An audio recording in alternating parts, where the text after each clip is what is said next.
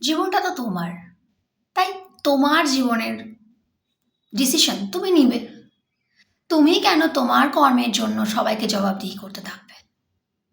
সবাই তোমাকে কনস্ট্যান্টলি দুঃখ দিতে থাকবে, নেগেটিভ বলতে থাকবে, আর তুমি সবার জন্য ভেবে যাবে। তুমি সবার জন্য কর্ম করে যাবে, সবার জন্য খেটে মরবে, অথচ বিনিময়ে কিচ্ছু পাবে না।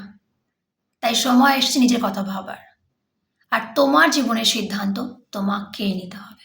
না, আমি স্বার্থপর হতে বলছি না, কিন্তু অনেক মানুষ আছে, স্পেশালি মহিলারা, যারা সংসারে আবদ্ধ, সংসারের কথা ভাবতে ভাবতে, স্বামী সন্তানের খেয়াল রাখতে রাখতে, শ্বশুর শাশুড়ির খেয়াল রাখতে রাখতে নিজের কথা বলতে বসেছ। শুধু তাদেরকে বলবো, প্লিজ একটু নিজের কথা ভাবো।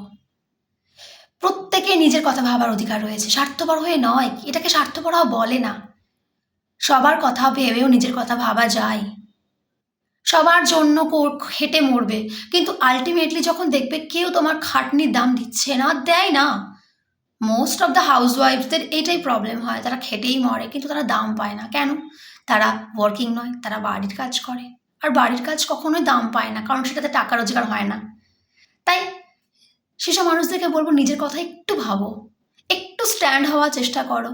প্রত্যেকের স্ট্যান্ড হওয়ার অধিকার রয়েছে, প্রত্যেকের নিজের লাইফে দাঁড়ানোর অধিকার রয়েছে। কি ছেলে কি মেয়ে, জেন্ডারের কোনো ব্যাপার নেই। প্রত্যেকের লাইফে সাকসেসফুল হওয়াটা জরুরি। নিজের পায়ের তলায় মাটিটা শক্ত করা জরুরি।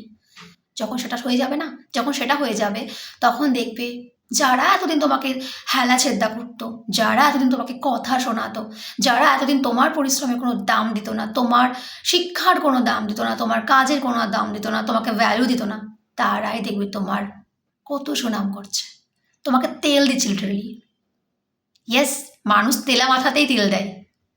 তাই সেই সমস্ত মানুষকে বলবো, এবং সবাইকে বলবো লিটারেলি, যে নিজের কথাটা ভাবো, আর নিজের কাজের জন্য অন্য কাউকে জবাবদিহি করার দরকার নেই। তুমি কি করছো সেটা তোমার ডিসিশন, তোমার লাইফ তোমার ডিসিশন। হ্যাঁ, নীতিবদ্ধ হয়ে চলাটা আমাদের প্রত্যেকের উচিত।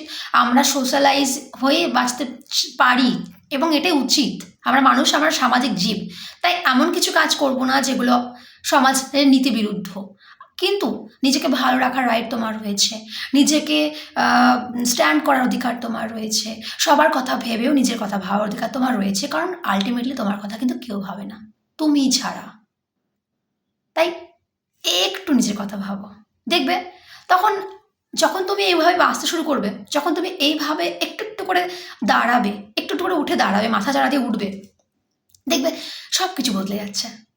তুমি এতদিন যেই একটা চার দেওয়ালের মধ্যে আবদ্ধ ছিলে, তোমার জীবনটা আবদ্ধ ছিল শুধুমাত্র সবার কথা ভেবে মরতে, তখন যখন দেখবে যে বাইরের পৃথিবীটাকে দেখতে শুরু করেছো না, দেখবে পৃথিবীটা কত সুন্দর, এবং দেখবে সব কিছু বদলে যাচ্ছে।